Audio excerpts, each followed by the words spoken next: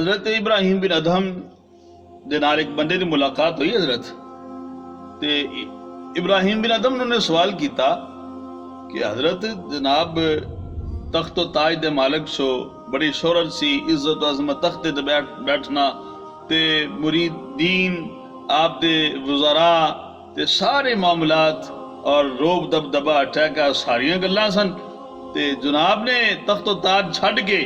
تے ایک ہی فقیراں والا لباس پا لیا تے اور تمام دنیا دے دکھ اپنی جھولی چھپا لے تے عجیب انداز تے ان دی زندگی گزارنی تے اے کی جناب نے کیوں کیتا کہ آج ہر بندہ یہ چاہتا کہ میں ایشو عشرت کراں تے میرے کول تخت و تاج دا مالک ہوواں تے سارے معاملات مال دولت ہوے، نوکر چاکر ہون۔ جناب نے سارا کچھ چھڈ کے تے تخت و تاج چھڈ کے تے فقیراں والا لباس پا لیا، گدری چک لی تے بس 24 گھنٹے عجب دنیا تو ایک الگ تھلگ رہ کے عجب معاملہ ہے۔ آپ نے ارشاد فرمایا کہ کدن میں تخت اوپر بیٹھا ہویا سا تے اچانک مینوں نیند آ گئی تے میرے سامنے جس وقت شیشے میں اپنا چہرہ ویکھیا مینوں قبر دی سارے منظر یاد آ گیا۔ میں کیا بھی کل نو رب دی بارگاہ جس ویلے پیش ہواں گا تے میرے کولوں سوال ہونا ہے، دس ابراہیم بن ادہم دنیا تے زندگی کینج گزاری؟ تے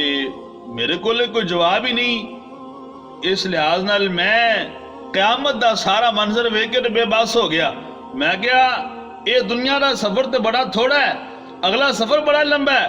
میں مسافر ہاں، میرے کول زیادہ راہ کوئی نہیں، اگلے سفر دا سامان ہی کوئی نہیں، اے دنیا دا سامان میں کی کرنا ہے؟ جس ویلے دنیا دا سامان سارا میں چھڈ کے آخرت وال رجوع کیتا، آخرت دے سامان دی تیاری کیتی تے ہن میں کچھ مطمئن ہویا کہ میں اپنا آخرت دا جڑا سفر دا سامان ہے وہ اکٹھا کرنا شروع کر دیتا ہے۔ تے اندے چ اے نہیں کہ ابراہیم بن ادہم نے اے دی نفی کیتی ہے کہ دنیا دا مال و متاع بندے کو نہیں ہونا چاہیے، بلکہ آپ نے اشارہ اس وال کیتا ہے کہ دنیا دا مال و متاع بھی بندے کو ہوے، لیکن ہوے اسلام دے وچ، جویں نبی علیہ السلام دے صحابہ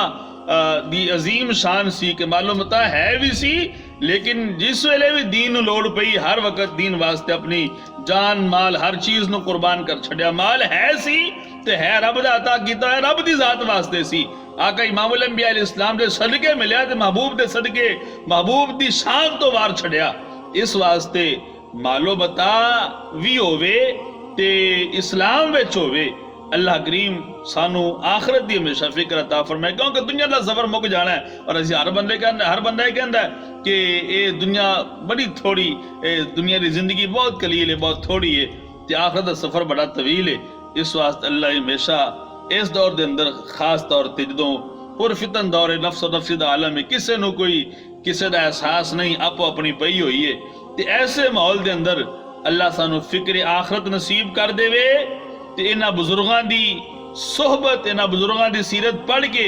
کچھ عمل پیرا ہو جائیے تے انسان تے رب دا بڑا بڑا فضل ہے۔ مالک کائنات سانو ساریاں نو آخرت دے سفر دی فکر کرن دی توفیق عطا فرمائے اور اس سفر دے سامان دی تیاری کرن دی توفیق عطا فرمائے، انہاں بزرگاں دی سیرت نو پڑھ کے اس تے عمل کرن دی توفیق عطا فرمائے، آمین بجاہ النبی الکریم الامین۔ Thank you.